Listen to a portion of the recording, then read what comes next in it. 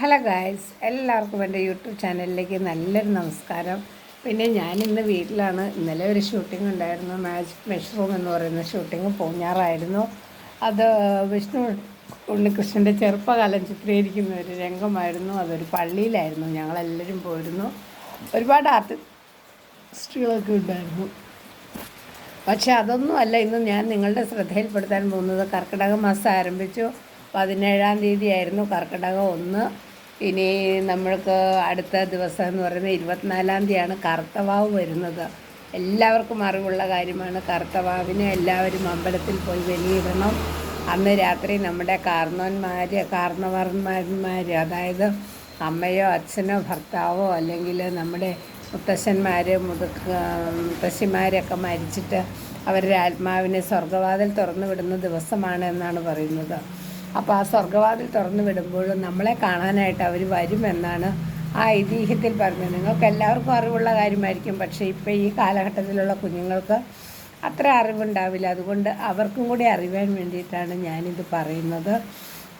അപ്പോൾ എല്ലാവരും ദാഹം വയ്ക്കണം. ദാഹം വയ്ക്കുക എന്ന് പറഞ്ഞാൽ കരിക്കാണ് പ്രധാനമായിട്ടും വയ്ക്കുന്നത്. അതുപോലെ തന്നെ ചില ആളുകൾ മദ്യമൊക്കെ കഴിക്കുന്ന ആളുകൾക്ക് പൊതുവെ മദ്യം വയ്ക്കുന്ന ഒരു പതിവുണ്ട്. അതുപോലെ ചില ആളുകൾ ഇറച്ചി വയ്ക്കുന്നു. അപ്പോൾ മദ്യവും ഇറച്ചി ഇഷ്ടമുള്ളവർക്ക് അത് വെച്ച് കൊടുക്കുക.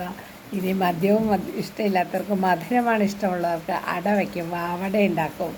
അല്ലെ, അരിപ്പൊടി നന്നായിട്ട് പൊടിച്ചെടുത്തിട്ട് ശർക്കരയും തേങ്ങയും ജീരകവും ഏലക്കായൊക്കെ ചേർത്തിട്ട് അടയുണ്ടാക്കിയിട്ട് അട വയ്ക്കും. അപ്പോൾ ഏതാണോ ഇഷ്ടമെന്ന് വെച്ചാൽ അതൊക്കെ വച്ചിട്ട് നമ്മുടെ കാർന്നവന്മാരെ സങ്കല്പിച്ചുകൊണ്ട് നമ്മുടെ തട്ടിൻപുറങ്ങളിലാണ് പണ്ടൊക്കെ വച്ചിരുന്നത്. ഇപ്പോൾ തട്ടിൻപുറങ്ങളിൽ വെച്ചാൽ എലി കൊണ്ടുപോകും അല്ലെങ്കിൽ പൂച്ച കൊണ്ടുപോകും. അപ്പോൾ ആളുകൾ പറയും, ഇന്ന് കാർന്നവന്മാർ ഞാൻ വെച്ച ഭക്ഷണം കഴിച്ചു എന്ന് പറയും. പക്ഷേ സത്യത്തിൽ അത് എലി എങ്ങാനും കൊണ്ടുപോയി കഴിച്ചിട്ടിടുന്നതാണ്. എങ്കിലും നമ്മുടെ സങ്കല്പങ്ങളെ ഒന്നും നമ്മൾ ഒരിക്കലും മറക്കണ്ട. ഇനിയുള്ള കാലമൊന്നും അതൊന്നും ഉണ്ടാവില്ല.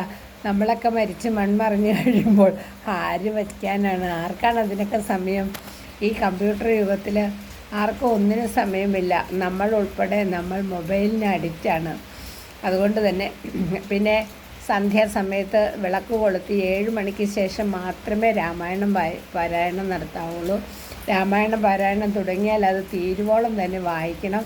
അത് പകുതി വെച്ച് വായിച്ച് നിർത്തരുത്. അതുപോലെ തന്നെ 1-2 ഖണ്ഡം വായിച്ച് അത് മുഴുവനും പൂർത്തിയാക്കിയ സമയത്ത് അവസാന സമയത്താണ് കായേന വാചേന മനസ്സേന്ദ്രിയർവ ബുദ്ധ്യാത്മനേവ പ്രകൃതി സ്വഭാവ കരോമി യദ്വൈ സകലം പരസ്മൈ നാരായണേതി സമർപ്പയാമി എന്ന് 3 പ്രാവശ്യം പാടിയിട്ട് വേണം അത് വയ്ക്കാനായിട്ട്. അതൊന്നും ചെയ്യാൻ കഴിയാത്തവരാണെങ്കിൽ ചെയ്യണ്ട എന്ന് മാത്രമാണ് എനിക്ക് പറയാനുള്ളത്. അല്ലാതെ അത് തുടങ്ങി വെച്ചിട്ട് പകുതിക്ക് വെച്ച് നിർത്തുന്നതിലും നല്ലത് തുടങ്ങാതിരിക്കുന്നതാണ് നല്ലത്. എങ്കിലും മാക്സിമം എല്ലാവരും വായിക്കാൻ ശ്രമിക്കണം. അതുപോലെ തന്നെ വിളക്ക് വച്ച് സന്ധ്യയ്ക്ക് 7 മണിക്ക് ശേഷം മാത്രം വായിക്കുക. അത് ഒരു 9 മണി വരെയൊക്കെ നമുക്കിരുന്ന് വായിച്ച് അത്യാവശ്യ ഖണ്ഡങ്ങളെല്ലാം തീർക്കാവുന്നതാണ്. അങ്ങനെ അത് വായിക്കുന്നത് നമ്മുടെ ഗൃഹത്തിന് വളരെ നല്ലതാണ്. എല്ലാവർക്കും അറിവുള്ള കാര്യമാണ്. അപ്പം ഇങ്ങനെയുള്ള കാര്യങ്ങളൊക്കെയാണ് ഞാൻ നിങ്ങളോട് ഇന്ന് ഷെയർ ചെയ്യുന്നത്. നേരെ സന്ധ്യയായി വരുന്നത് കൊണ്ടാണ് ആകെ പ്രകൃതി ഇരുണ്ട് നിൽക്കുന്ന കാലാവസ്ഥയിൽ ഞാൻ ഈ പുറത്തിരുന്നാണ് വീഡിയോ ചെയ്തത്. ഓക്കെ ഗൈസ്, അപ്പോൾ എല്ലാവർക്കും നല്ല വാവുബലി ആശംസകൾ തന്നെ നേരുന്നു. 24-ാം തീയതിയാണ് വാവ്. ഓക്കെ ഗൈസ്, എല്ലാവരും എൻ്റെ ചാനൽ കാണണം, ലൈക്ക് ചെയ്യണം, കമൻറ്റ് ചെയ്യണം, സബ്സ്ക്രൈബ് ചെയ്യണം. Okay, by.